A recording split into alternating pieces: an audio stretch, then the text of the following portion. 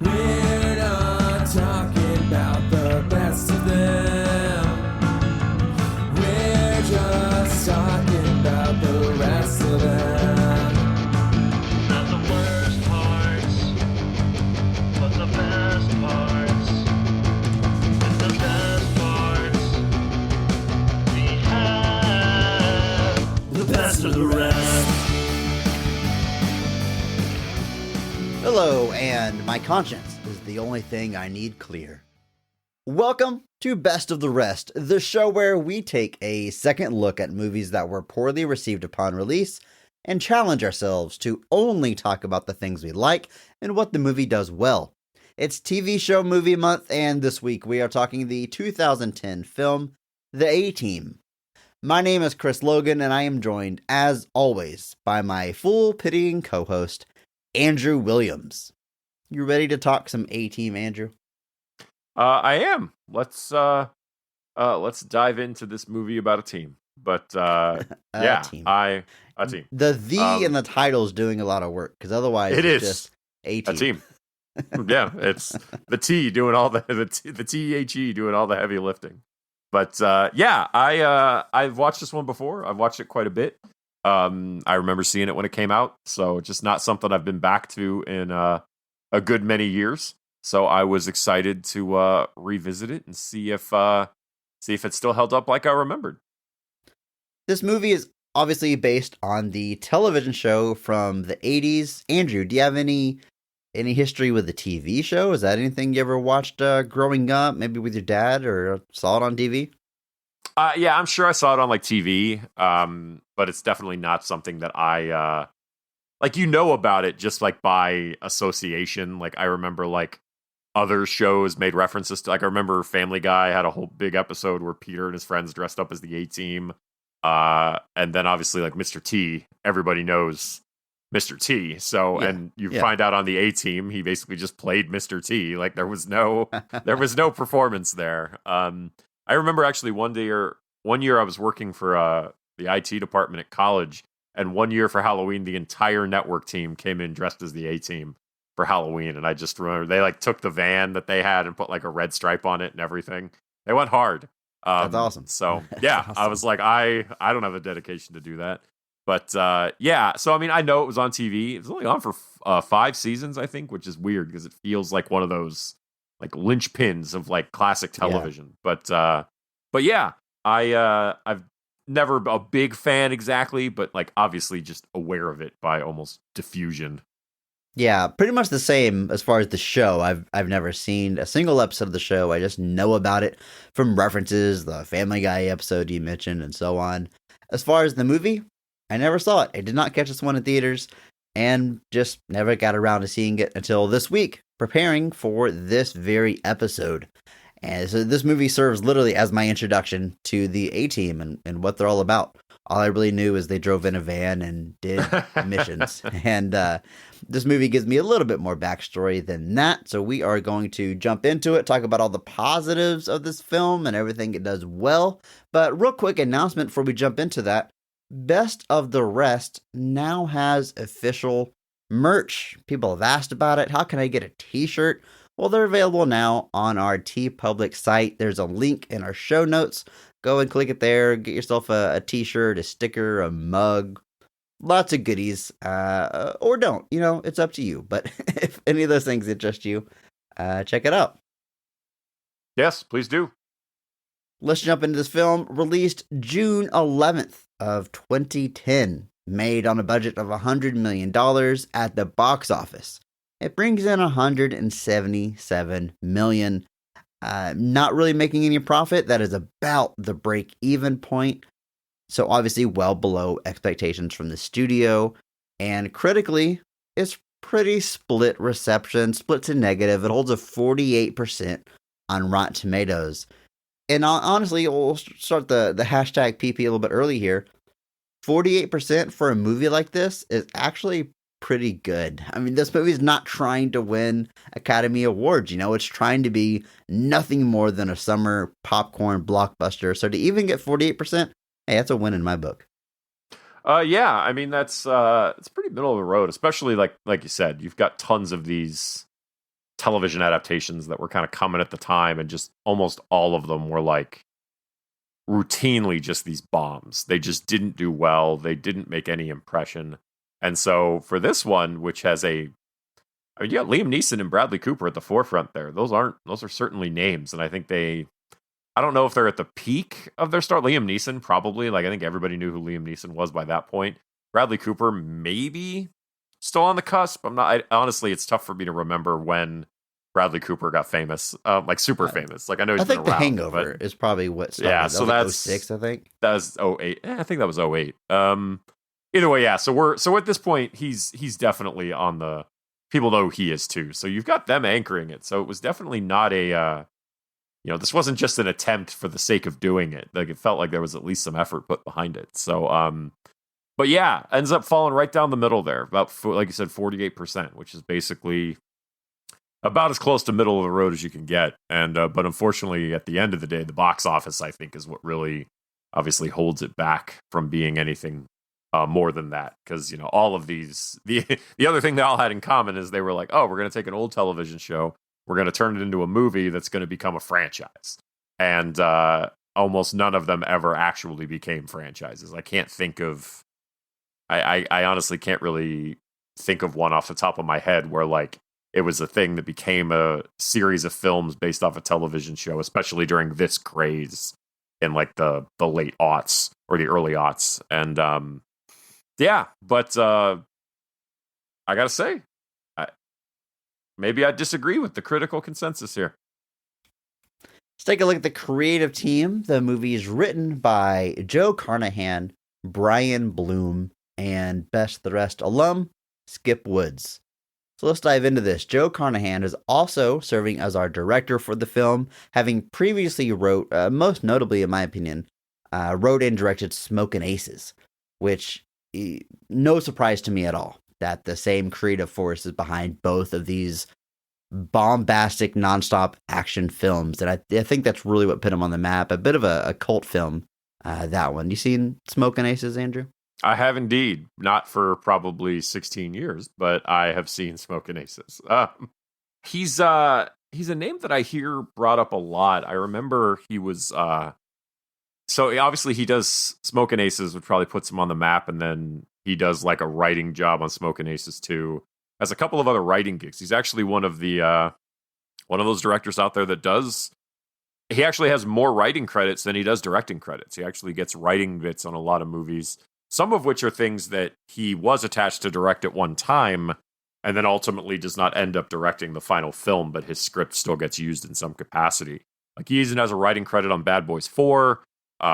He's got a writing credit on that Death Wish remake they made that Eli Roth directed.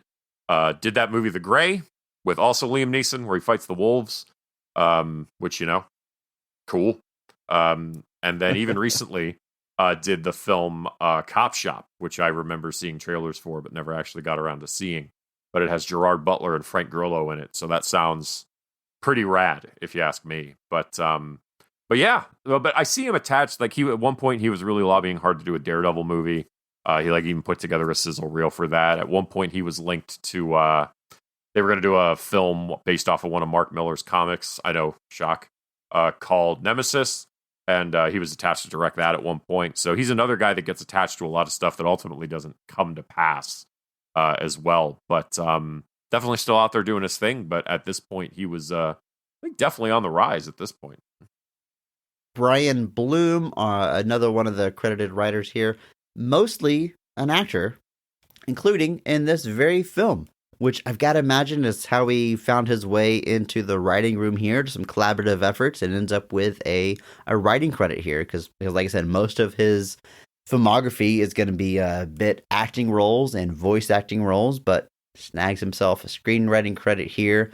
And then, as I mentioned, Skip Woods, alum of the show, because he is a writer on X-Men Origins, Wolverine, which we talked about previously, as well as Swordfish. Goes on to do Hitman, Agent 47. So again, you're seeing films in these men's filmography that it makes a lot of sense when you look at the creative team behind this one here. A lot of shared DNA in all these movies. Yeah, definitely. Even Skip Woods, as obviously alum of the show, working on Die Hard 5 as well. But yeah, and Brian Bloom, I actually I had to do a double take because I saw he was in the film, and I think Joe Carnahan actually cameos in the film as well. But I was like, oh, Brian Bloom's in the movie. It's like he's not just in the movie; he's a fairly substantial supporting character in the movie. So it is pretty cool. And I mean, he's got film credits back to the 80s. He's got a long run on As the World Turns, and then even a bunch of video game voiceover stuff. He's pretty much been doing a variety of different characters for decades now. He's a name that you definitely see pop up from time to time as a voice actor as well, including pretty sure he was Wolverine for a while, or Wolverine in some stuff. But either way, kind of a who's who of different animated franchise and kind of guest parts in television. But they all come together here to bring us the A-Team. Bring us a team. The A-Team. All right, Andrew, let's jump into it. All the positives, all the best parts of the A-Team. You ready for this? I am.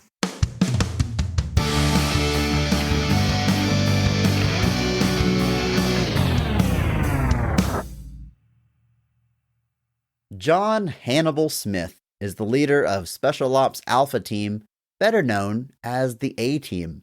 While on a mission in Iraq to recover stolen U.S. Treasury plates, his team succeeds in their objective, but General Morrison, the very man that approved the operation, is killed in the process. Without anyone alive that approved of their presence, the A-Team are sentenced to 10 years in prison. CIA Special Operative Lynch visits Hannibal in prison and offers to free the A-Team and clear their records if they can once again recover the plates. Hannibal agrees, and while on the mission, the A-Team discovers that General Morrison faked his death and find themselves caught in a battle of double crosses between Morrison and Lynch.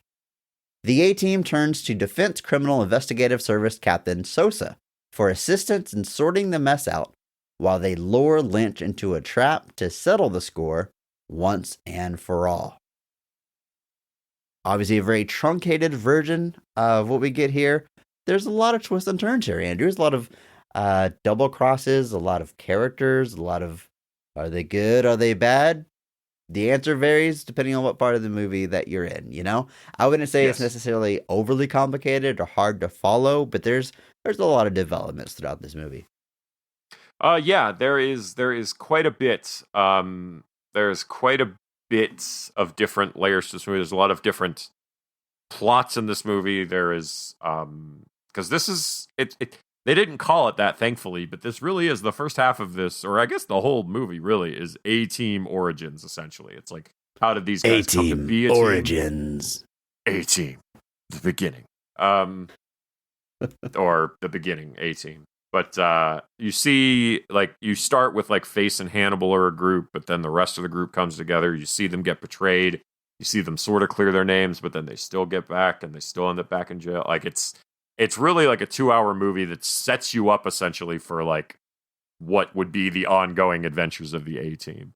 But there is a lot of twists, a lot of turns, a lot of characters whose motivations you can't quite pin down until the end of this movie, and even then, not necessarily. Well, we're going to talk about all those scenes and twists and turns and the best parts, but first, we got to talk about this cast, starting with the high point, the best casting and best performance in the film. Every episode, we recognize one person who goes above and beyond the call of duty, that they actually elevate the quality of the entire film with their performance. And we recognize that person by giving them the Mark Strong Award. So, Andrew, go ahead and kick us off here. Who is getting a Mark Strong Award for the A-Team?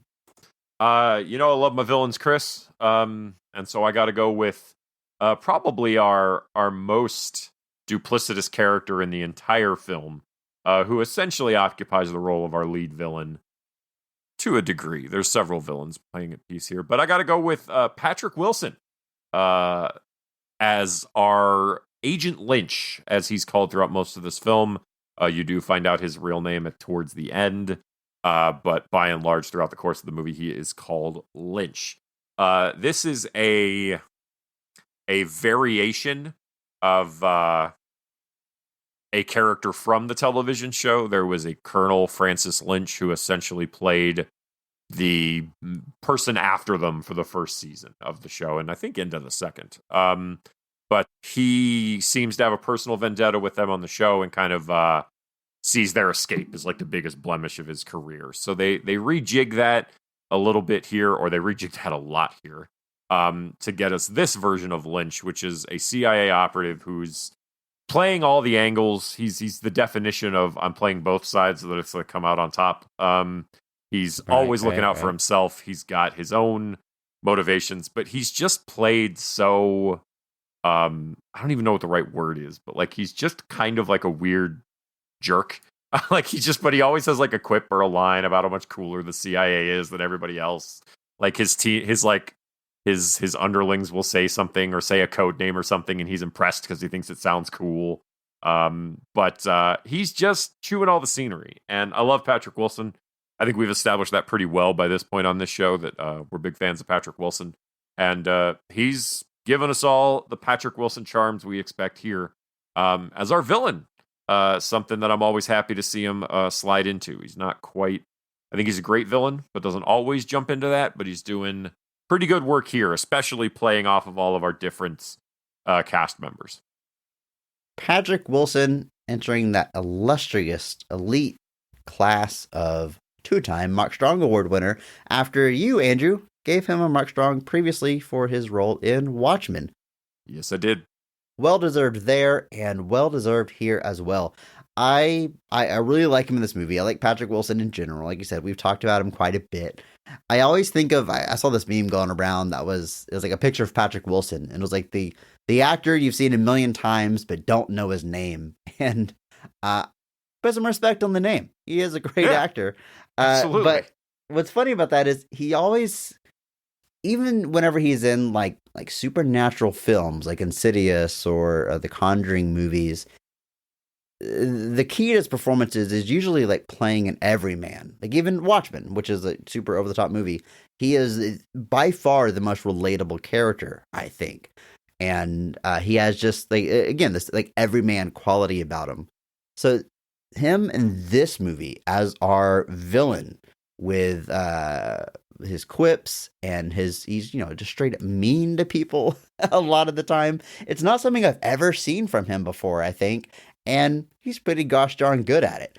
It was a bit strange, like seeing him sort of play this other side, but it's Patrick Wilson. He's great, and he can do everything. It turns out. So Andrew, excellent pick for Mark Strong Award. Can't fault you for that. I'm gonna go a different direction. However, I'm gonna go with someone on a team. In this on movie. A team, all right. On a team, I like all of our A team. I think they're all very likable actors. Again, I don't know the source material too well. They seem to all be hitting the hallmarks of these established characters, but the one that was consistently getting my attention and getting laughs from me was Charlton Copley as H.M. Howling Mad Murdoch. He is the I don't know, I would call him the loose cannon of the group, but he's not necessarily like dangerous. He's just, he's just crazy. Like that's kind of the whole thing. He's barely hanging on to sanity, and it's I guess I'll acknowledge this is a bit of a dated trope, kind of playing with mental illness as a character trait that's likable, but the movie is unabashedly like playing in that 80s era of television, quite honestly, and taking it at face value and for what it is, I think it's great. I think he's obviously having a lot of fun in the role. Like I said, getting tons of laughs out of me as one of my favorite lines in my favorite scene of the film, which I'll be talking about here shortly. But I like it. I like just his unhinged nature. You can tell he's having a lot of fun on set. And as I've established, I don't know the source material too well. I can't talk too much to like how true these actors are playing it as far as hitting close to home with the original performances. But this one definitely stood out to me, so getting my Mark Strong Award. I think this is a great pick, Chris. This is the other one that was kind of sitting in my brain as far as great performances. He's obviously taking over this role from Dwight Schultz, who was he has a cameo in some version of this movie. He plays one of the doctors at the facility that he's at when they break him out about midway through the film.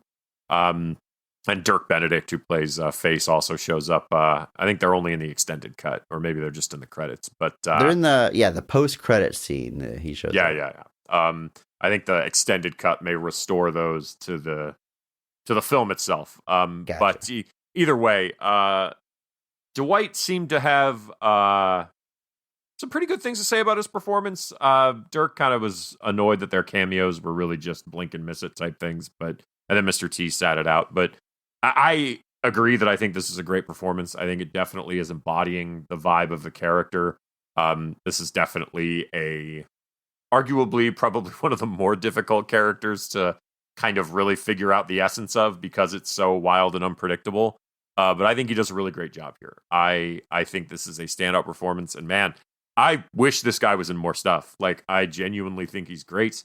I thought he was fantastic in District 9, which was still one of my favorite sci-fi movies of this millennium, I guess I could technically say. I think it was a really great, grounded take on some very interesting ideas. But by and large, it just feels like he kind of flies under the radar. And that kind of drives me nuts because I think this dude is fantastic. So from District 9 to even this with the A-Team, anytime I see him on my screen, I'm always glad to see him. And again, I just wish he was doing more stuff. But he is doing a great job here. He's nailing this performance, I think, and making himself a standout in a cast full of pretty talented people, which is no small task. So great choice, Chris.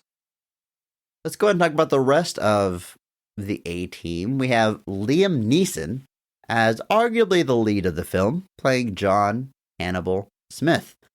Now, Liam Neeson, everyone knows Liam Neeson, the very embodiment of gravitas, you could say.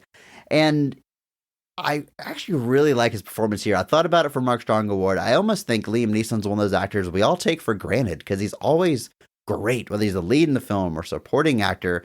You know you're going to get a great performance out of him, so it's kind of hard to be surprised when it turns out he's really good. But he's really good in this, and what I like is that he's not... I'll say this about Liam Neeson, especially like later stage Liam Neeson and movies after this and starts to get a little more direct to video-y. His like Taken persona kind of takes over his career, and he kind of becomes this playing very similar characters from movie to movie, right? But I think he's really doing something different here. I mean, it's still an action film. He's still the good guy that comes out on top and all that good stuff. But he's clearly playing a character because he's clearly playing Hannibal and playing up hallmarks of the original character, like the cigar that he always has. But it feels like a different gear than we normally see from him, kind of proving that, hey, again, he is a really good actor. He can do some different things, even though we see it less and less as his career goes on, it seems, which, hey, no judgment. Make your money, Liam. But I was pleasantly surprised by the performance he turned in here. Yeah, I agree. I think, we're definitely in the, I think Taken is 2008. So this is definitely, we're in the action hero Liam Neeson phase that began. And like you said, it spawned a lot of copycats, a lot of copy paste, or, change the homework so it doesn't look the same type movies where all they were doing was changing the title. But I do think he's doing something different here. Obviously, being part of an ensemble, I think definitely makes it different as well. Obviously, in a lot of those movies, it's just him at the forefront with a certain set of skills. But here, he still has a certain set of skills, but everybody on the team has a certain set of skills. So he fits into key positions, but the other team members get plenty of time to shine. And I think it creates for a very different dynamic. And then obviously, I think he is trying to kind of live up to the standard that George Peppard set with the original character. And you get all the hallmarks. I love it when a plan comes together. That's a classic A-Team. That he would say that pretty much at the end of every episode.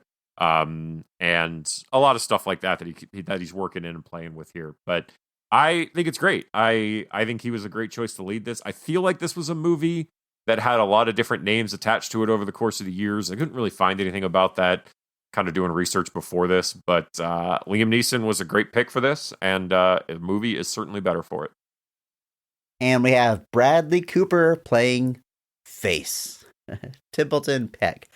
What a nickname for a character. But he's they've all got their special skills and whatnot. He's the pretty boy of the group. His attractiveness seems to be what's setting him apart from the other also good-looking people in the movie. I was gonna say, yeah. We were both wrong about The Hangover. That came out in 2009. I really thought like I was in high school when that came out, but I was not, later than I realized. So his star is definitely on the rise. I mean, he's fresh off that breakout role. Yeah.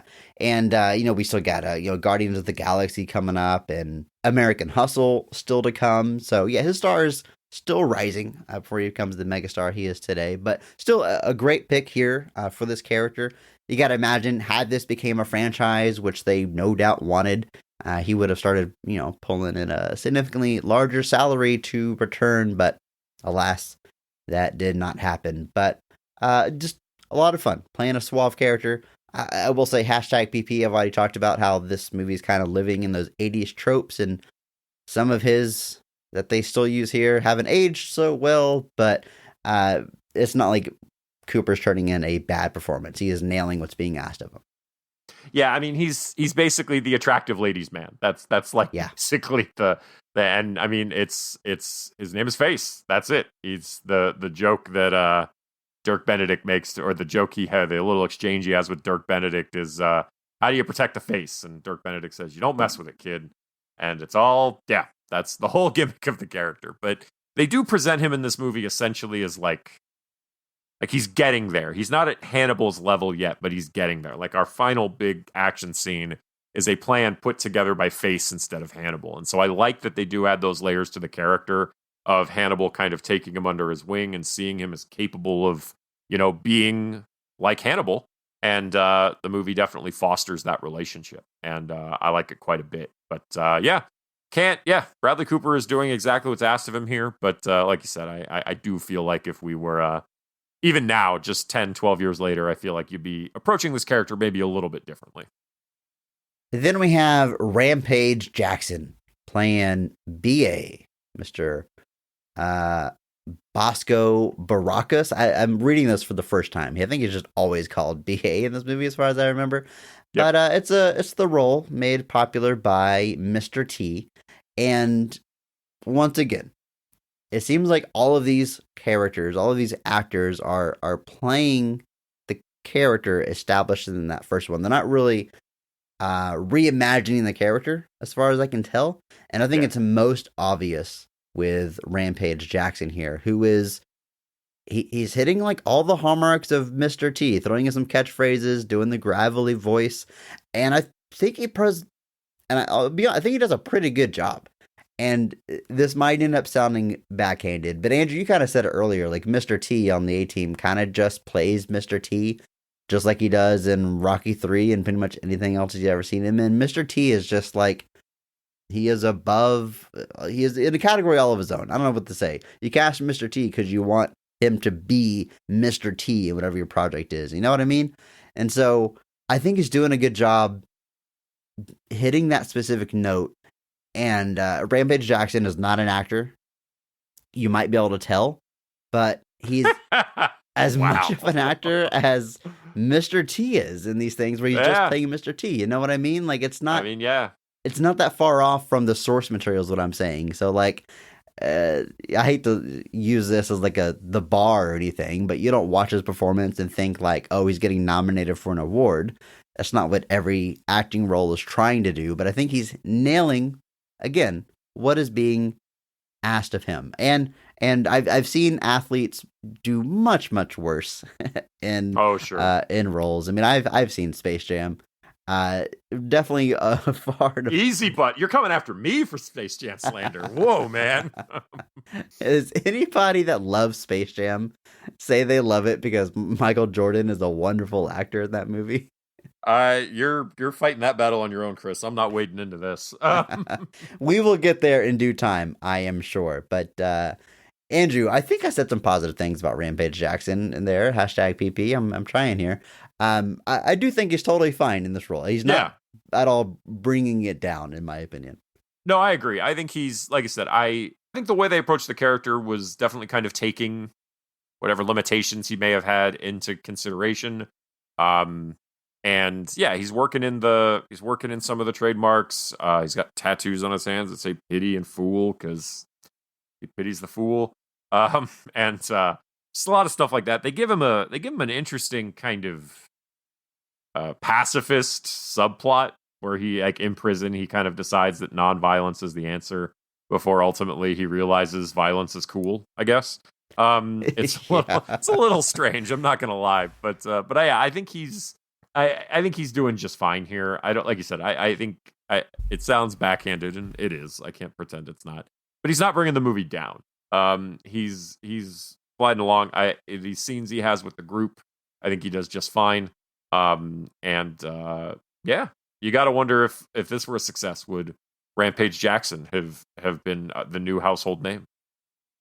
Now, a pleasant surprise in the cast of this movie was Jessica Biel as Sosa.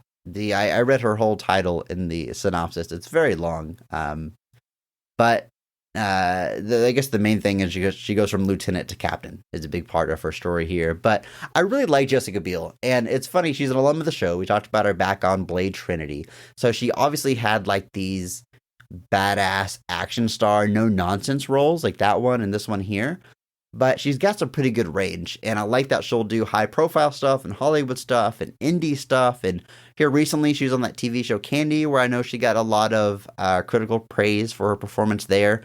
It seems like a kind of unselling show. I'm not sure if I'll dive into that one, but it's just cool to see her kind of really spreading her wings. Coming up on, I think, Seventh Heaven in the 90s is probably where most people know her from, which is very TV. That is a product of its time. Like, man. But yeah, and then that's not even like, she's got horror stuff to her cred as well in the Texas Chainsaw remake, things like that. So a whole lot of different roles, and I forget how, like, she's only 40. Like, and I'm not saying that like that's to say, but like, I forget how young she is, because a lot of these peers, like even Bradley Cooper, guys like that, they're all approaching 50, but she's on the much younger side. That would have meant when this movie came out, she was like 27, 26, 27, 28, which is crazy to think about. But for some reason now in my brain, I just assume all actors get famous in their 30s. So when I do run into somebody that's still in like their mid 20s, I'm like, oh yeah, this happens. Tom Holland isn't just that strange. But she's doing a great job here as kind of the weird, kind of middle ground. Like, she thinks the A-Team are guilty, but she seems more sympathetic to them, and then obviously becomes more sympathetic to them over the course of the film. This character is not based on anyone else, to my knowledge. It is created for the film. She obviously has a previous relationship with Face that they definitely, I would say, allude to, but they just straight up show it. There's no subtlety there. But yeah, I'm glad to see her here. Like I said, I'm never sad to see her around in different roles, and glad she's still out there doing her stuff. And just because we mentioned it earlier, in the creative team, we have Brian Bloom playing Brock Pike, who's the leader of another, I think Black Forest is her name, like another special ops. I didn't even mention the synopsis. They are kind of important, but we had a lot of stuff to go through here. And I do want to do a quick shout out to Gerald McRaney, who plays General Morrison, a key character, but by nature of the plot isn't on screen a whole lot, sits out most of the movie. But I want to give him a shout out because he plays a very sweet character on This Is Us, which was an excellent television show that ended here recently.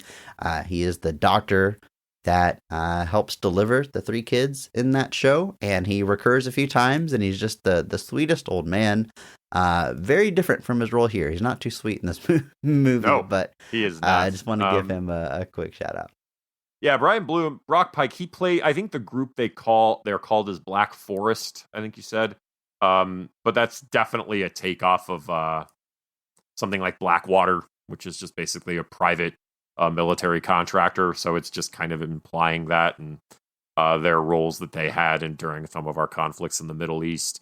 And they definitely don't hold back with what the military thinks about these Black Forest gentlemen, making it pretty clear that they don't respect them too much. But yeah, Brian Bloom he has some fun scenes too. Like there's a scene he has with Patrick Wilson that I think is just like, oh, it's a scene about a guy about to get shot, and for some reason I'm laughing at it. That might say more about me than anything else. But yeah, and then Gerald McRaney, he's here as well. Just a few scenes. There's one scene where you do think that he's kind of a sweet old man, and then later on you find out no, he is not. Well, Andrew, I think it's time. Let's jump into this film, specifically the best parts and our favorite scenes and everything it does well. And we are, of course, going to start with the high point of the movie, the best scene of the movie, or at least our personal favorite. So, Andrew, go and kick us off here. When is this movie firing on all cylinders, and what is your favorite scene in the A-Team? Well, I alluded to it earlier, but I got to go with our big bombastic finale here. Basically, all of the different pieces of our story have come together. We found out that General Morrison was not killed and was actually the main party responsible for the original double cross of the A-Team, working with Brock Pike with Black Forest. And now at this point, Pike is working with Lynch. And basically and also Sosa is also coming in on these. So this is literally all four of the different groups that have had it out for the A-Team throughout the course of this movie, essentially all converging on our big finale here. And it does take place at a shipping yard, much like the finale of The Losers. But the difference, folks, this one's at night. Totally different. It's a completely different vibe, folks. But either way, the thing I do like about this is kind of after they get burned by Lynch at this point, because they'd been led to believe by Lynch that he wanted the plates and was working with them. Hannibal says, I don't know what we're going to do. And that's when Face says, I know what I'm going to do. And Face is the one that comes up with this plan, all centered around how Lynch is a showman. He's an administrator. He's not an operator, which tells you everything you need to know about the CIA, I assume. But basically, he concocts this plan, big bait and switch, a big kind of show to distract, diversions, everything. And of course, throughout the course of this, things are blowing up. Pike is blowing up shipping containers, and we've got just tidal waves of shipping containers coming down all over this ship, almost crushing several of our heroes before ultimately the A-Team is able to trap Lynch and get him caught red-handed, essentially, with the plates and with everything, seemingly clearing their names. But such is not to be. In our brief follow-up, we realize that they still broke out of prison, and that's a crime. So they try to put them back, but obviously Face has a plan for that too. And he loves it when a plan comes together. But I like this whole finale. I think it's a lot of fun. All of our characters get different little things that they get to jump into. Obviously, this is when BA has realized that there, I guess, are times that violence is called for, and decides that he's going to start fighting and killing people again, which, good for you, I guess. And he kills them by like driving his head straight down. Like as a professional wrestling fan, I'm like, that's not safe, brother. Like you messed up the brain buster there. You got to protect your opponent. That guy forgot to tuck his chin. But no amount of tucking his chin is going to help with that. But yeah, and then obviously we've got Face and Pike kind of facing off, and then we end up with a big Lynch Hannibal face off at the end too. Where Hannibal kind of like suckers him in, and you think Lynch might have the upper hand for a second before you realize that Hannibal's just having fun with him. He's not giving him a chance to actually get the upper hand. And I just like all of it. I think it's a blast. I think it's the exact type of finale this movie should have. I just don't know what it was with shipping yards and movies about disgraced military teams in the year 2010. But it happened twice, and it's not a lot, but it's still strange it happened twice. But yeah, I have a blast with this. All of our characters are on display here. Everybody's kind of getting a moment to do their thing, and I just have fun watching it. This movie is an action movie through and through. I mean, it is nonstop. It starts with a big action scene. It's got tons of big set pieces throughout. And as I'm watching it, as I'm just seeing more and more absolutely bonkers stuff, which we'll get to. We'll get to all that. I'm wondering, like, how are they going to end this movie? What action scene could they possibly come up with at the end that's going to top all this? And I don't know if this tops it. I don't know if this tops flying a tank. I don't know, but they certainly swing for it. Whenever the ship itself flips and all the tankers, all the containers start crashing down, I'm like, all right, this is about as big as it can get. This is pretty exhilarating and frankly terrifying stuff. Yeah. I like how it plays out because most of it plays out with the old trope where you've got the leader explaining the plan and them explaining it is intercut with the plan actually happening or actually coming together, as they say. Very Ocean's 11 type stuff. Yeah. They do that a few times in this movie. In fact, I think between montages of getting the team together and montages of explaining the plan while you see the plan happen, probably about 80% of this film. I think if you throw a dart anywhere in this film, you're landing on one of those two tropes. But it's a lot of fun. Don't mess with, you don't mess with what works. And I agree. There's just a lot of just like over the top comes to mind when I think of this movie, think back on it. I mean, even my notes, I'm watching the movie and I'm trying to capture like all this specific stuff. Like, wow, I can't believe they do that. And I was just reciting the entire movie because they keep like one-upping themselves with like the over-the-top nature of it. But can't go wrong with picking the finale, Andrew. I think that's definitely a good pick. I'm going to go somewhere else with it. I'm actually going to do the complete opposite, and I'll tell you why. I'm going to do the opening action scene of this film, which is essentially the A-Team meeting for the first time in Mexico. And the reason I'm picking this scene, like, I don't know if it's the best action or most over the top or even most memorable, but what it does is it sets the stage for what you're going to see. It's one of those intros where, like, you watch it and you know right away if you're going to enjoy the movie or not. And if you watch this intro with the opening credits are done and you hated what you saw, just turn it off. Don't waste your time. It's going to be more of that. You know what I mean? Like, it's a great litmus test going into the movie. But you've got like I said, the characters meeting each other. Hannibal escapes. He goes and saves Face. You get the old PG-13 thing of Face saying, "Adios, mother." Then the truck crashes through and he gets interrupted, It's good. It kind of explains the characters and the dynamic and who they are. That Hannibal's the leader. That Face is kind of the comic relief because he's a pretty boy, and there's that thing like he rolls down the hill wrapped up in tires, so he's kind of like a punching bag for jokes at times.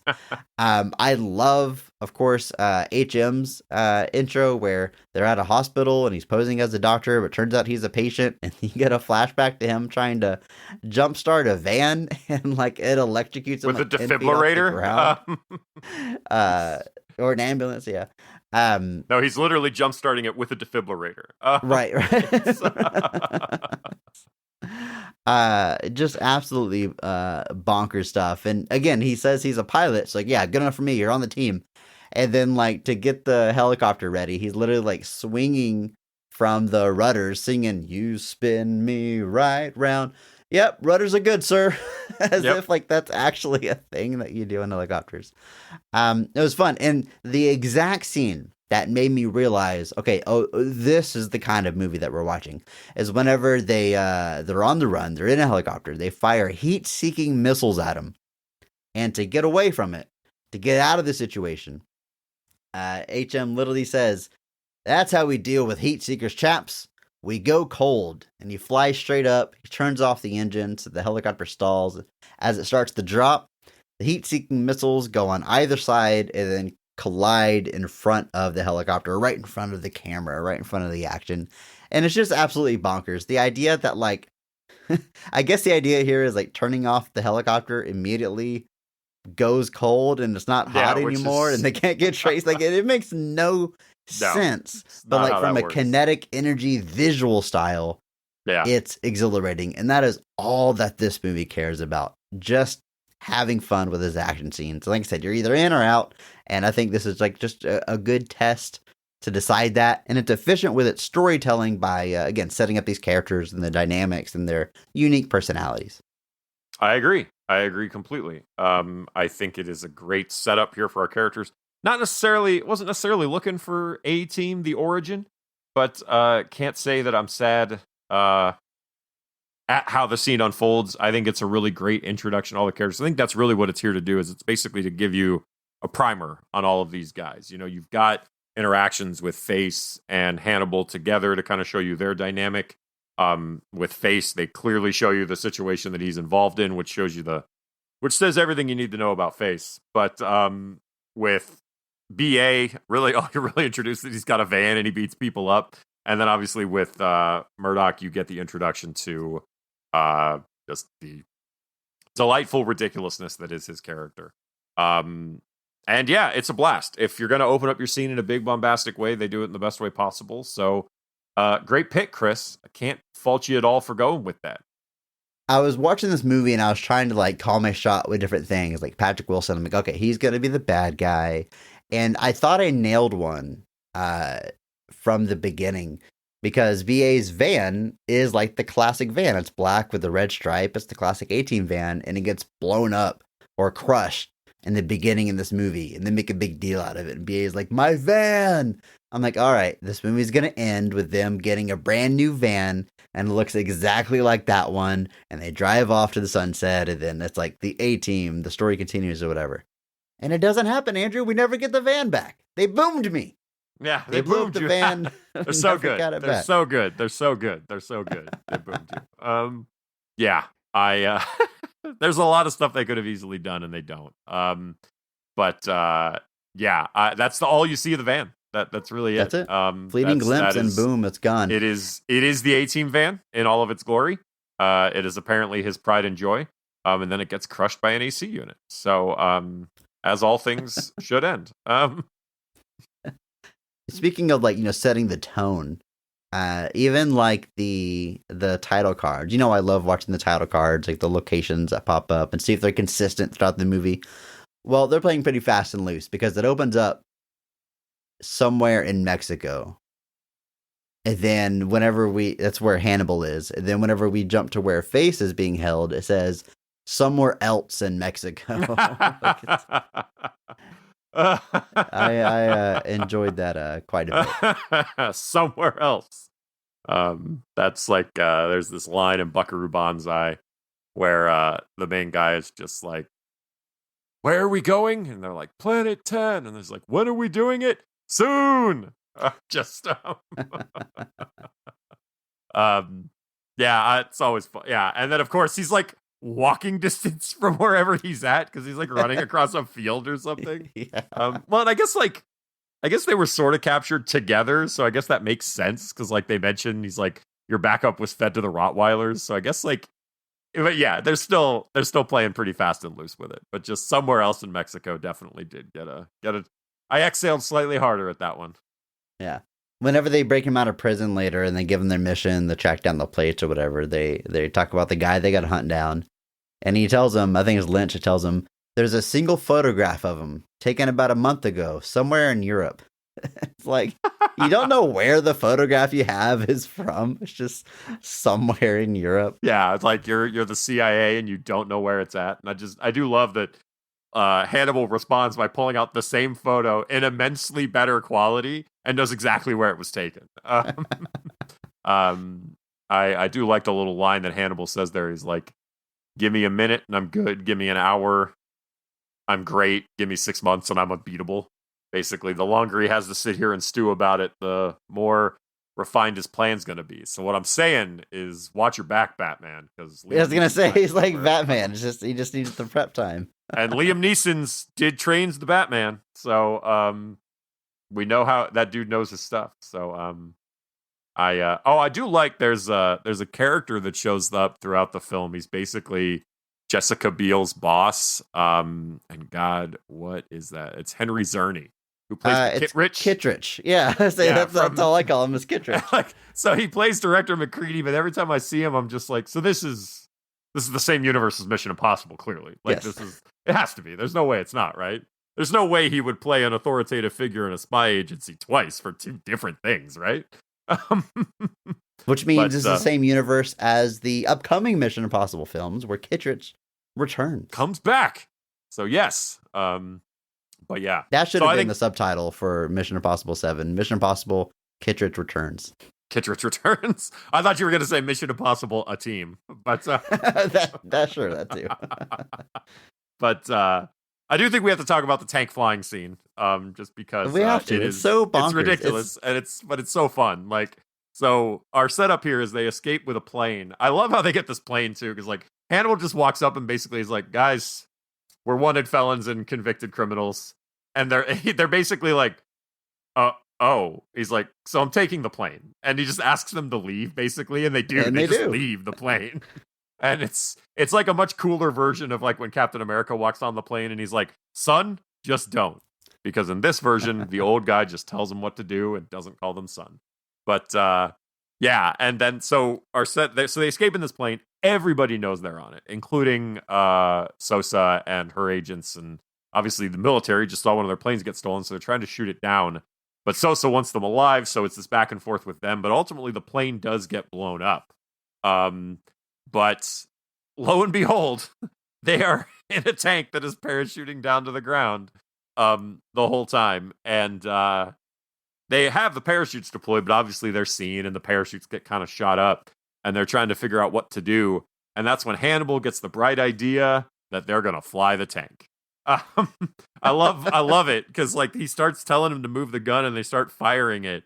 And Face is like, "Boss, I'm firing at nothing." And he's like, "Just do it." And then it cuts back to like the spec ops room and they're just like, "What are they doing?" And Sosa just looks so defeated when she's like, "They're trying to fly the tank." Like, just like they're just so defeated that that's exactly what they're doing. And then it works.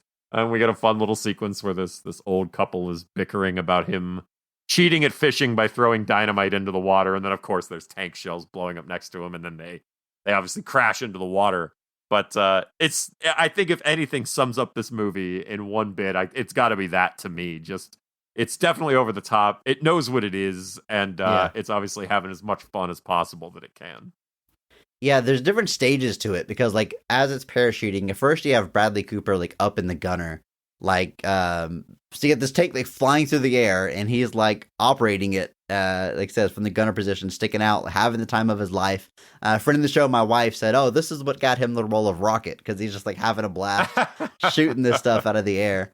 And then, like you said, they go, he goes back in the tank, they turn it, they blow some stuff up that's going after him, and then they point the gun straight down to, again, there's no point in trying to figure out if this would at all be close to working, because who cares? I don't think shooting down would slow you down enough to not die when you crash, but it's fun, and it's over the top. It's definitely the same sandbox as, like, the Fast and Furious movies. Yeah. And yeah. Again, I will bring this up every time that comes up on the show, is I don't understand why we as a society are all okay with celebrating the Fast and Furious films, but throwing other films that are just as over the top and bombastic to the side. Like, what makes Fast and Furious, I don't know, 7, just to throw one out there, a hit, but this movie fail at the box office? It's all playing in the same, but Sam, I don't know how you tell quality between these types of movie. You know what I mean, Andrew?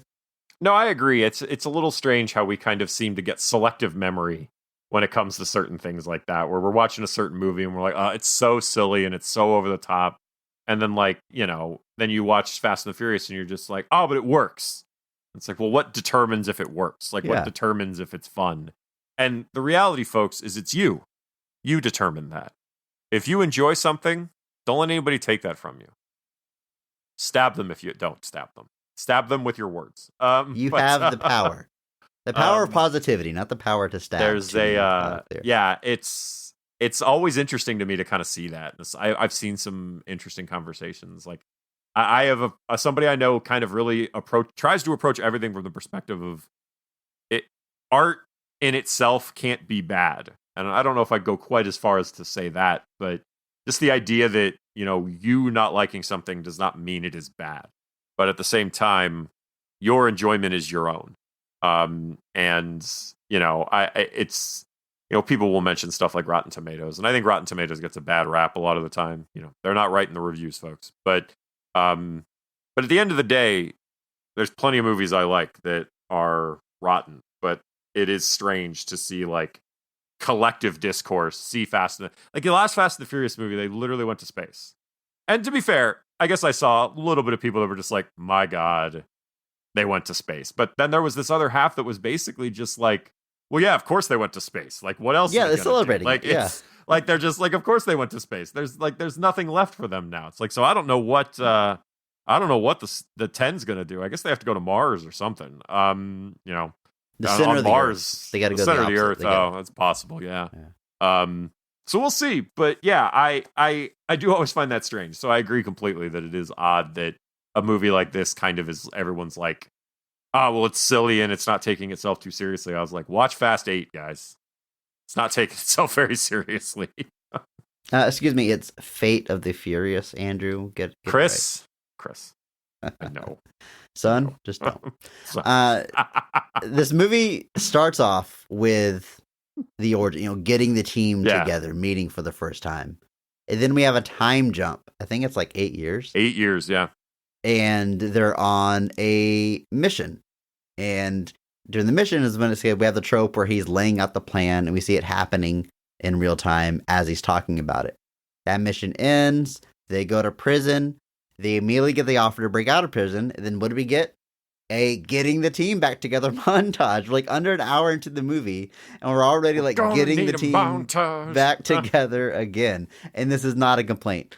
I have no problem with most of this movie being montages because it's a lot of fun. It's kind of This is a Rocky 4 level of montages here. Like it's just montage after montage after montage. A movie of montages. I really like them breaking out of prison. First off, Hannibal breaking out by like poisoning himself so it stops his heart, so they think he's dead. And then he comes to like as they're about to cremate him, and like he has to break out, and he crawls out like covered in like soot and burns, and he's just ultimate cool guy. He looks at the guy is like terrified of him crawling out and says, "So Satan walks into a bar," and then the guy passes out. Passes out. Just ridiculous. Yeah. My favorite dumb joke of this movie. It's whenever they're breaking Murdoch out of prison, and what's happening here is everybody he's in like a insane asylum, I guess, and they're all about to watch a movie, and they're passing out these 3D glasses because the movie's in 3D. And my favorite dumb joke is that the name of the movie is The Greater Escape. Yeah, as if they made a sequel to the Great Escape, and of course we're witnessing a prison break, and it's just. There's layers to this joke, Andrew. It's very well, yeah, very involved. And the layers of that joke go even deeper because on the screen, one of the named actors is Dwight Schultz, who was a member of the original A-Team, and the theme song that is playing is the A-Team theme song throughout the whole thing. So there's a bunch of layers and some more references and jokes there. It's actually funny because one of the jokes of the original show is that Murdoch's character was not officially part of the A-Team when they were tried, but he's still interned at a psychiatric hospital that he just routinely escapes to help the A-Team. Like he's just at it. Yeah. He just repeatedly breaks out to help them do stuff and then goes back basically. And you actually never find out what HM stands for. It's obviously Howling Mad Murdoch is what they call him, but like you never find out what his actual name is. Like Baracus's name is Bosco Albert. And they call him Bosco in this movie a few times, but it's Bosco Albert Baracus, B.A. Baracus. You never find out what HM stands for. So they just call it Howling Mad, but you never actually is his name Hank? Who knows? No one knows except him. But yeah, that getting the team back together sequence is really fun. And then, yeah, like you said, it's The Greater Escape. And of course, the 3D glasses and stuff. Yeah, the reason it's in 3D is because in the movie they're watching, projected onto the wall, as in the movie, a Jeep is driving towards the camera. An actual Jeep breaks through the wall for ultimate, 3D immersion, and that's how they're able to spring Murdoch from where he's being held. Doesn't get more 3D than almost getting hit by a car. I do love when Wonderful. they're driving away. When they're driving away and Murdoch still has the glasses on and he's like, this 3D is great. It's like they're really shooting at us. And BA is just like, they are actually shooting at us, fool. I love how, I really like the dynamic between BA and Murdoch because, Yeah. like we just said, like Murdoch will make a joke and BA like, I don't know if he doesn't get the joke, but it's always like, this is not a time for joke kind of thing. Right. And, being like the straight man Murdoch, to- this to is not a Murdoch. time for puns. Yeah. Shortly after they fly the tank, there's a Face and Jessica Biel's character Sosa get into like this fight, I guess, in essentially a photo booth, and like as they're trying to get one up on each other and take punches, there's like pictures being taken and flashes. And this movie, my note literally says this movie is living at level 11. I mean, from the opening action set piece, a super over the top, it just stays all the way cranked up, which like, your traditional movie watching brain might object to that because you're supposed to like build to a climax and set the stage and learn the characters before you put them in dire situations. The movie throws all that out. It's just like, let's just be awesome, bombastic action all the time. And I understand if that doesn't work for you, but I appreciate that the movie is unabashedly going for it. Again, same writer and director as Smoke and Aces. I feel the exact same way about that movie. It's just always living at level 11. Kind of reminds me of like the Crank guys, their filmmaking style. Yeah. Just a high octane adrenaline pretty much the whole time. Yeah. And yeah, there's it's this movie. I watched this movie and I'm like, this movie knows exactly what it is. It is doing exactly what it needs to do. Everybody's doing a good job playing their characters, and I'm just gonna say it's a pretty fun watch. I agree. I kind of wish we would have got at least one more of them. We got the origin stuff out of the way. Granted, the origin stuff didn't slow down the action by any means, but I feel like you could have really hit the ground running with another installment. But of course, it didn't happen. We get like a John Hamm tease at the end of this movie, so it's been fun to see him mix it up with the guys. And it's a shame we didn't get more. There was definitely interest. I think Neeson, Cooper, I think all of them, 4 of our main guys expressed interest. Joe Carnahan expressed interest. But I think by 2013, Carnahan was out there saying, guys, it just didn't make the money. It's actually funny, though. Bradley Cooper has a story he told once. This would have been in like 13, 14, where he was just sitting at a table at like some big fancy dinner. And Bill Clinton, of all people, ends up sitting next to him. Like the former president, Bill Clinton. And Bill Clinton just turns to him and goes, they're going to be an A-team too, and can I be in it? And Liam Neeson thought he was making fun of him. Like he thought he was like poking fun at the fact that the movie wasn't successful. But no, Bill Clinton was like deadly serious that if there was an A-team 2, he wanted to be in it. So, dude, that would be awesome. Make him the villain. So Make him weird. like a bad guy. It's a former president who's just turned on the whole country. Oh my Yes. god! I would Man, if some former president had the balls to actually do a poor performance like that, I would be like, dude, that's some stones. I wouldn't even be able to like criticize a single thing about that. But why is that yeah. not an Arnold Schwarzenegger movie yet? Arnold Schwarzenegger plays a former president who I guess okay. Maybe you don't want him just a turning governor. on the country, but I think he should play president in a movie because it can't happen in real life.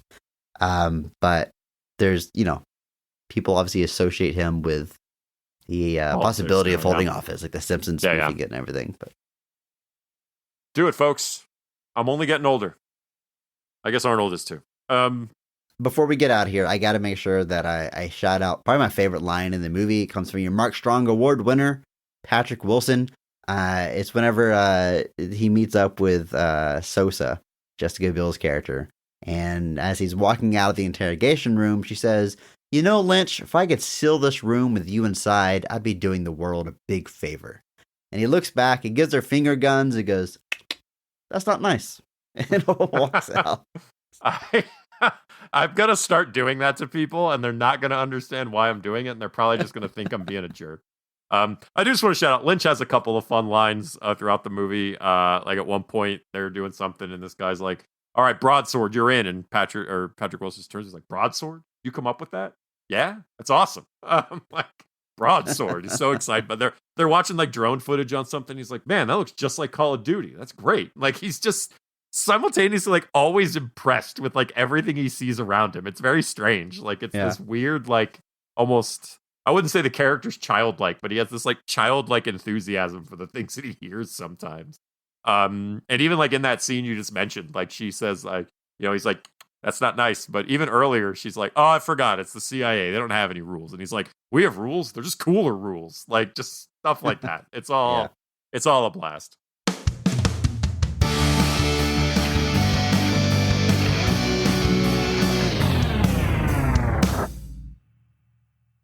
Well, Andrew, that is 3 movies down in our TV show movie month. 1 movie to go. Next week, we are talking Batman, the movie, the Adam West one. We will be joined by friend of the show, sweetheart of podcasting himself, Mr. Bob Buell, to talk about that movie, and I personally cannot wait. That's a movie. Bob Buell he's the greatest human on the planet, from what I understand. So easily, yeah, he's the greatest podcaster of all time, is what they call him. And you're lucky to have him on our show multiple times, coming back. And man, I haven't watched any Adam West Batman, specifically that movie, in a long time. So it'll be fun to kind of get back in that mindset. And it's interesting as I look at the movies we covered this month. There's like 2 different ways you can do the TV show movie, right? You've got like Wild Wild West and the A-Team, which are like modern adaptations of a show with a new cast. It's like a new beginning, like Charlie's Angels movies were like that. And then you have things like Mighty Morphin Power Rangers or Batman, where you take the cast that's in the TV show and you make a movie with them. And I feel like that is much more rare, right? I think The Walking Dead technically has a movie coming with that TV show cast, but I can't think of many other instances where they did that, where a TV show made a theatrical film. Yeah, it is a little strange and it's a little rare. You tend to get like TV specials and stuff that come after television shows and things like that. That'll be like, hey, here's the finale of the story, or here's the conclusion of the story. But genuinely a theatrical film, no less, with a television cast it's a rare thing. Especially now. I can't think of, like, obviously things like Firefly, they got their moments and things like that, but it is something that, and if you do get it, it tends to be more like that now, where it's like a revival, not necessarily something like Batman, especially, or Power Rangers, where that movie comes out while the show is still on and airing. That's an even rarer thing. So I'm excited to talk about it either way. I am. Before we get to that, it's of course time for our question of the week. If you want to ask us a question for a future episode, you can. Just hop into our Discord server. There's a link in our show notes if you aren't there already. And this week, our question comes from Groffles, who says, hey, BOTR, what pop culture do you enjoy and you wish had the renaissance that comic book superheroes have had? And he gives an example how we kind of went from the quaint Batman TV series to comic book movies breaking box office records, and now we have this giant shared universe. I mean, superheroes are bigger than ever when you think about it, which is pretty wild. So what's a different corner of pop culture that you would like to see have an explosion in the same way? Andrew, anything come to mind for you? The gut check response I have is it's kind of already happening, but it's the murder mystery renaissance that we're kind of in the midst of. I've always been a fan of murder mysteries. Obviously, I have every Agatha Christie book she ever wrote on my shelf here, but just seeing those come back in kind of a big prestige way with super star-studded casts. You kind of had that back in the 60s and the 70s with some big budget Agatha Christie adaptations, but even now we've had some new all-star studded Agatha Christie adaptations, but we've also been starting to get some original stuff, like obviously Knives Out, Glass Onion, and even the kind of ancillary related Poker Face on Peacock. Even other stuff like See How They Run or Pale Blue Eye on Netflix. just that idea of the murder mystery being like this kind of staple of film and television again, with kind of big names attached to them, is something that I'm excited to see. Obviously, I always love a good mystery, good whodunit, or even a good how catch 'em, as they call it, the Columbo method. But I'm always a fan of it, and so that's kind of something that's. I mean, I can't see the Agatha Christie shared universe coming or anything like that, but nor should they. Nobody get any ideas. Stop it. Don't do it. Don't. Well, how would you feel about the next Ryan Johnson mystery if, I don't know, one of the Thrombies came back for like a scene? Is that too much? Is that breaking rules? Is that just unnecessary, or would that kind of add something to the universe? I view it as completely unnecessary, because I mean, like, you look at I can't say that there's not characters that couldn't recur. Like in the Agatha Christie book, like take Hercule Poirot for example, he has a relatively stable cast of supporting characters that will follow him from book to book, but they're his supporting characters. So, but it's not like characters from the mysteries themselves tend to come back around. Occasionally, maybe you get a little something like the first Poirot and the last Poirot do take place in the same location. I actually hate the last Poirot book, but that's a different story for a different day. But yeah, the Thrombies coming back, and I heard this when Glass Onion was announced. There were people I knew that were just kind of like, I really hope there's something with the Thrombies. And I said flat out, I was like, I don't need to see what's happened with those characters. That's not the story anymore. I saw that story and how it ended. And like somebody like Philip coming back around in another Knives Out movie, I think that's going to be an assurance, because that's a Benoit supporting character. But yeah, I think the idea of like the Thrombies coming back, I'm not saying you couldn't do it. If anybody could be trusted to do it, I assume it would be Ryan Johnson. But for me personally, it's just something that I don't have a huge interest in seeing, because that story's over. Well, I think it's a good pick, Andrew. Whodunits. They're definitely coming back in a big way. We both said we'd love to see more of them, specifically Ryan Johnson's movies. I hope he turns one of those out like, every 2 or 3 years. It'd be wonderful. New cast, new story. And while I do want to see those in theaters, I also think our modern landscape of streaming being such a big deal, whether it's prestige, limited series, or movies straight to streaming, really lends itself to a whodunit renaissance. It lends itself to the $20 to $60 million budget film, which are having a harder time get to theaters, but they have a place on streaming platforms. So I think that's kind of a good marriage between those two. And we've Excellent seen it. pick, I mean, Andrew. that's been happening. I mean, like I said, Poker Face is a Peacock show. Obviously, Pale Blue Eye is on Netflix, and now even the Glass Onion movie, or the Benoit Blanc movies are Netflix. So it's definitely been they've definitely been leveraging streaming. But yeah, I hope it continues. I certainly hope we don't run out of steam on it anytime soon. I'm trying to think of pop culture I'm into. I like to see a renaissance. I mean, I love comic books, love superheroes. I'm glad it's where they are. I don't know, like I love video games. Video games are huge. I don't know if they need any help. Something that comes to mind is like pro wrestling. I would love to see that. I mean, on one hand, it's as big as it's ever been, just from like a money making standpoint. But obviously, in pop culture, the renaissance and high point was the boom in the late 90s with the Attitude Era and the Monday Night Wars and all that good stuff. That's when you have wrestlers as crossover celebrities just for being a wrestler. Like they're on the cover of a magazine for being a wrestler, not because they're making movies now or whatever. So I don't know exactly what that looks like, wrestling getting bigger, because it is pretty huge. It's like the biggest niche I can think of, like there's millions of people that go to these shows and watch, but still like just isn't talked about openly. Or like if you bring it up at work, you feel like you're the only person who watches wrestling, when it's obviously not the case, but it's just, like I said, a very big club. So if we could break out of that just a little bit, or even, we've got some exciting times right now with WWE firing on all cylinders creatively for the first time in a long time, but you also have AEW, which is really the biggest competitor, but also just the biggest successful promotion outside of WWE that we've seen in a very long time, also doing really well. Then you have, of course, New Japan, which has been a mainstay. If you could see more crossover between them, like I love how much AEW and New Japan work together, but if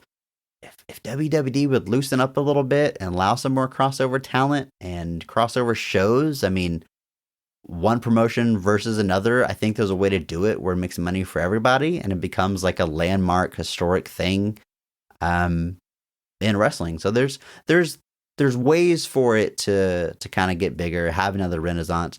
I don't think it's going to happen, to be honest with you. Yeah. I think wrestling had its peak in pop culture mainstream in the 90s. I don't think it's happening again. But I think there's potential there. I think you really, I don't want to say it can't happen again, but I just feel like the circumstances now are so different than they were at the time. And just the idea of wrestling becoming like must-see television. It's so hard to feel like they can find a way back to that. But yeah, it's interesting to think about because like you said, 99, 2000, 2001, wrestling was everywhere. By 2002, 2003, that wave crashes and just almost wholesale disappears very quickly, especially once guys like The Rock and Stone Cold just really moved on to other things. The flow kind of went back, and there's been some rises and some falls. But yeah, I definitely would be like a New Japan WWE show. Like, man, what does that even look like? Like, what do you... Yeah. Like, obviously, recently there was kind of a big moment where WWE did allow Shinsuke Nakamura to go wrestle Great Muta in Japan. And, Shinsuke Nakamura is a contracted WWE wrestler. To see him on a Pro Wrestling Noah, obviously not New Japan, but Pro Wrestling Noah, defeating the Great Muta, no less, was kind of surreal. Like, genuinely. And they've done a couple of things like that. I know they let Kenta come back. It's like one-off things. Like, was it Carl Anderson that got signed with the title and allowed to go defend it? I mean, it's because he had the title already. So that's really, those things are more exceptions. But this time, that's all it is. It's a series of exceptions. Right. Versus any kind of ongoing thing. And, WWE used to have ongoing relationships with people. There are WWE, like, All Japan shows that happened back in the day. So it's not... while Vince was in charge, it's not like it's unprecedented. It's just kind of rare. And, maybe in the next couple of years, like right now, you've kind of got this platform where everybody but WWE works with everyone else but WWE. And so if WWE even like cracks that door a little bit, you got to wonder not just what would that mean for WWE, but like, what does that mean for all the other people that New Japan works with? If the novelty of New Japan wrestlers on your programming vanishes, what ripple effect could that have? So that would be very interesting to see. Or would it be nothing? Like, are we just overestimating how much American fans like Japanese wrestling? But who knows? That could very possibly be the case. Who knows indeed. But how about you? Is there a corner of pop culture that you think is due for a renaissance, or you think more people should enjoy it? Something that I am not personally involved in or a fan of particularly is D&D, but I see that growing immensely. There's a lot of D&D based shows that are getting really popular, like Critical Role or Dimension 20, that have these large fan bases. And I think there's a Dungeons and Dragons movie coming out, actually. There is indeed. I don't know, like, if you're a fan of playing the game, if that translates to watching the movie, or if it just happens to be based on that property and using the name. I'm not sure how much crossover there is there, but I think that is a fandom on the rise, and maybe there's a renaissance coming. But until that day, until it's here, just remember that maybe not every movie is great. But all movies have greatness. Thank you to Mark Benavides for singing our theme song. Check him out on Instagram at NotThatMarkAnthony. And thanks to Mitch for the music. You can check him out on Twitter at I'm a Biggie Boy, and check our show notes for the SoundCloud link. Be sure to check out TeePublic for some Best of the Rest merch. And if you enjoyed this episode, please share it with a friend. That is the only way that we grow. And follow us on social media at BOTRcast. Thank you.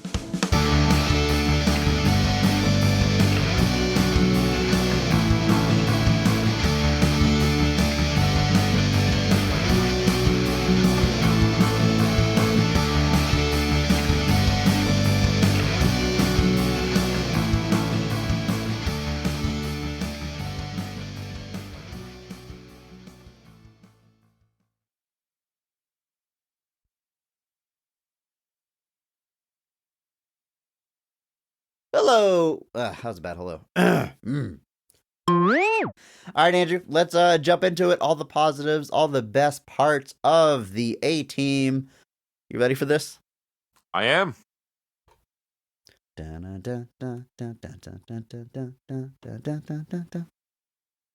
not even the A-Team theme. We have a theme song ready to go. I don't know. I can't hum it off the top of my head. Oh, I know that. That theme song's in my brain. I wish it wasn't.